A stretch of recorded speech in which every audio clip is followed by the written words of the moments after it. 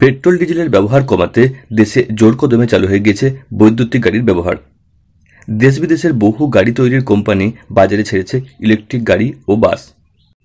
দূষণহীন এই গাড়ি অনেকেই গ্রহণ করেছেন সাদরে। কিন্তু প্রশ্ন, পেট্রোল ডিজেলের ব্যবহার একেবারে কি বন্ধ করা সম্ভব? এর জবাব দিয়েছেন কেন্দ্রীয় সড়ক পরিবহন মন্ত্রী নীতিন গডকরি। সংবাদ সংস্থাকে দেওয়া এক সাক্ষাৎকারে নীতিন গডকরি বলেন, 100% সম্ভব।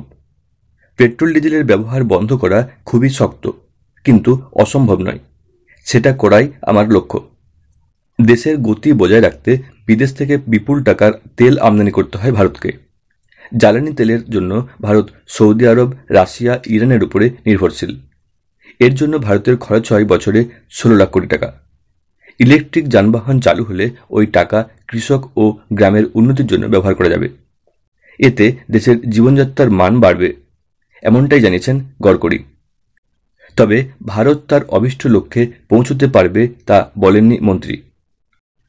বৈদ্যুতিক যানবাহন দেশে আরও জনপ্রিয় করতে হাইব্রিড ভেহিকেলের উপরে 5% জিএসটি কমানো ও ফ্লেক্স ইঞ্জিনের উপরে 12% কর কমানোর প্রস্তাব করা হয়েছে অর্থমন্ত্রককে। পাশাপাশি বায়োফুয়েলের ব্যবহার করে ফসিল ফুয়েলের উপরে নির্ভরতা কম করা যেতে পারে বলে জানিয়েছেন গডকরি। কেন্দ্রীয় মন্ত্রী দাবি করেছেন, 2004 সাল থেকেই বায়োফুয়েল বা পরিবর্তিত জ্বালানির উপরে জোর দিয়েছেন তিনি। আগামী 5 থেকে 7 বছরের মধ্যে দেশে একটা বদল দেখা যাবে।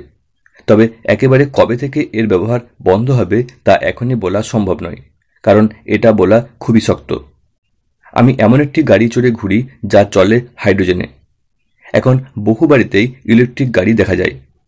গত 20 বছর ধরে যা আমি বলে আসছি তা মানুষ এখন বিশ্বাস করতে শুরু করেছে।